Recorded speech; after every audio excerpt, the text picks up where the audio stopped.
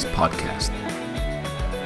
I'm your host, Dr. JP, and today we will talk about stages of development, the one thing that's really needed to understand the complexity of our times.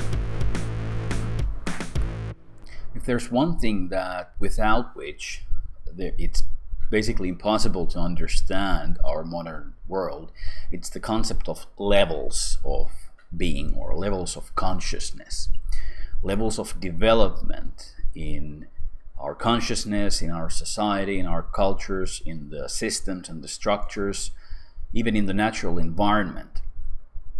One of the pioneers of the developmental approach is this guy, Hegel. I don't know if you can see it, but it says here, "Nobody understands me," which was kind of the crux of Mr. Hegel. He was a German philosopher of the Enlightenment era, and Hegel used to say that there's only one person who really understands my philosophy, and even he doesn't really understand it. I don't know if he was referring to himself, but what happened to Hegel was that he supposedly had this mystical experience. And then, being a German philosopher of the Enlightenment era, that is, being a very rationalistic in his orientations, he tried to give a rationalistic interpretation to his mystical experience.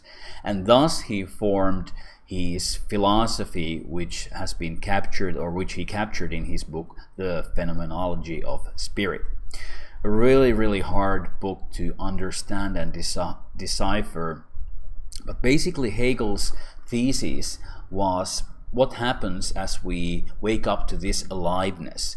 We wake up to this aliveness, this pure being, and then what happens? So gradually this aliveness takes on different forms in society, in our consciousness, and Hegel gave his best shot at describing that. Well, from a 21st century point of view, the shot didn't go too far. But we have had loads of developmental thinkers, developmental psychologists in the modern era, in the postmodern era, and also developmental philosophers dating all the way back to pre-modern times. So we have developmental models and schemes from pre-modern times, from modern times, and postmodern times. And what they all amount to is basically that our consciousness goes through stages of evolution, our culture goes through stages of evolution, our civilization, our systems, our societies go through stages of evolution. And this used to be basically self-evident until the postmodern era, beginning in the early 60s, with the counterculture movement, where all forms of hierarchy were basically banned. We couldn't discern between these levels. We used to think that levels per se are bad. And it's true in a sense that we might have what are sometimes called dominator hierarchies, where a higher level, so to speak, dominates the lower level, so to speak. But alongside those dominator hierarchies, which are man-made and usually very oppressive, we have what are called natural hierarchies or holarchies. The term holarchy comes from writer, philosopher Arthur Koestler, and then got opted by Ken Wilber, who used the term holarchy in his book Sex, Ecology, Spirituality from 1995.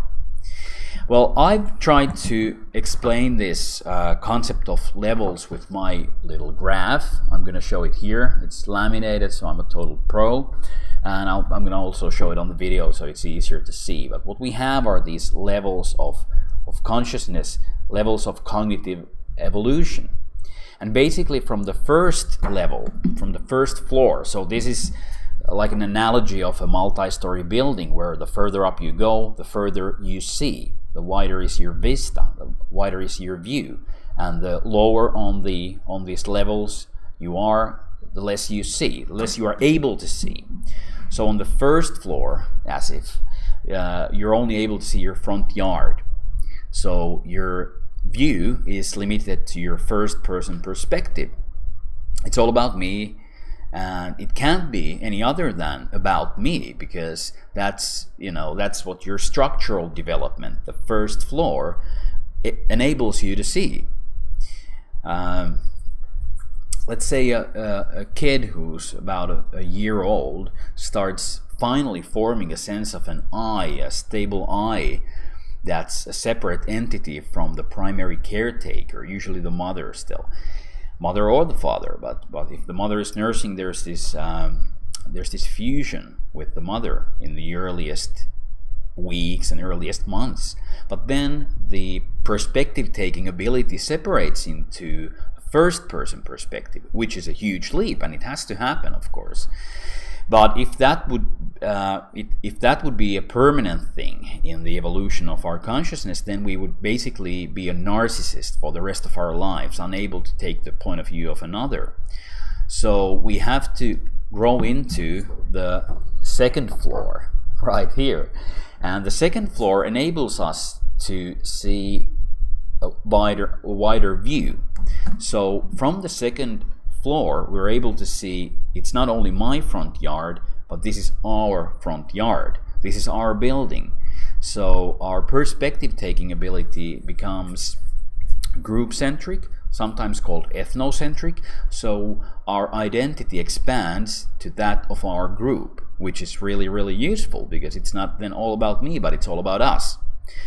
And of course, we can see that when this perspective or this view gets infected, that's when we get Nazism, that's when we get ethnocentric wars, that's when we get fundamentalism, because along with the perspective taking ability of the second floor, we get one big truth, our truth, versus all the other truths of the other outgroups versus our in-group. So after that, which usually comes online by the time we get to kindergarten, primary school, after that our consciousness again starts evolving. And as it evolves into the third floor, which is the level of rationality, we finally and slowly, gradually begin the tedious process of taking a third person view on things, which means it's not all about me, not all about us, but all about it or its, or the it perspective, the objective perspective. So it's not about what's right for me, what's right for us, but what's right for all humans all around the globe. So our perspective taking ability becomes not only me-centric or egocentric, not only ethnocentric, but becomes slowly, gradually, tediously world-centric. The ability to take a genuinely world-centric point of view would be the salvation of our species. Hey, let me interrupt real quickly. If you haven't already, please do visit my website www.jpjakonen.com to see even more about this and all the other cool stuff we're talking about here. Alright, back to the show. Because these stages of development basically form like a magnetic center, so to speak, from which we interpret all of these states also. That's a very important topic. Maybe in another video we might delve into that. And of course, Ken Wilber has written extensively about that, as well as Alan Coombs in a book called Consciousness Explained Better, and Wilber in Integral Spirituality and his later works. But basically, the third floor, the structural level, enables us to finally see what's objectively true. And then, after we get tired of the objective truths, we might evolve into the fourth floor and gain the postmodern perspective, where these objective truths are called into question, and we start to see the marginalized truths and see the relativity of all truths, as they are contextual and they are bound with the perspective of the one who is seeing the truth. And of course, that has its downsides, and as these downsides, this dialectic, which the aforementioned Hegel used to call dialectic of progress, as these downsides become apparent, we might evolve into the fifth level of consciousness, sometimes called the integral level, where our perspective taking ability again expands into the fifth person perspective, whatever that means. But basically we start to see that yes, there are some permanent truths, and yes, there are also context-bound truths. So we basically start embracing paradox and seeing the limits of the pure intellect and the pure logical development that kind of carried us forward up until the third floor, at least. So what does this all amount to? Basically, this all amounts to the fact that based on the structural level, we see a wider or a more narrow view of the world. And these different world views are basically like different languages. And if somebody speaks French and the other person speaks, I don't know, Portuguese or English or Swedish or Finnish or, God forbid, Norwegian, we are unable to understand each other, basically. And that's the situation we are pretty much right now. We have these different levels that we are at. Our magnetic center, our center of cognitive capacity or perspective taking ability for a person might be, say, at the second floor, which entails that their worldview is ethnocentric. Their conceptions of morality, their conceptions of the good, their conceptions of what's right or wrong, what's true or not, are basically bound to this view, and they can't see any more unless they develop into the third floor. And this is where most of us go wrong, is that we try, we wonder why somebody just can't see the very obvious facts that we can see. Well, they are very obvious facts to us because we are at the third floor or at the fourth floor. And thus, our floor, where we are, enable the view that we are able to take. But if we are residing at the second floor at the moment, we are unable to see what can only be seen from the third or fourth or the fifth level. Well, basically, when we evolve into the fifth level, the integral level, we stop this. We stop this madness of trying to force other people to have our point of view. And that is very, very liberating, intellectually and emotionally and spiritually and interpersonally liberating, because we finally understand, this is a hallmark of an integral understanding, is that we stop trying to force other people to see the world the way we see it. And before that, before the fifth level, this war is constantly going on. The fourth level, the hippies, so to speak, or the postmodernists, or the liberals, try and force the people who are seeing a narrower slice of the world into their way of seeing, and it never works. It's like trying to convince somebody that Zombie Flesh Eaters is a film that you should really see if the person really, really hates horror movies or whatever. So I hope this helps. This is the one thing that I would suggest that people wrap their heads around in the 21st century at this moment in time, if we want to make sense of things. The concept of levels of development, the structural levels, the floors of the building, so to speak, and then the views that we are able to see as we grow.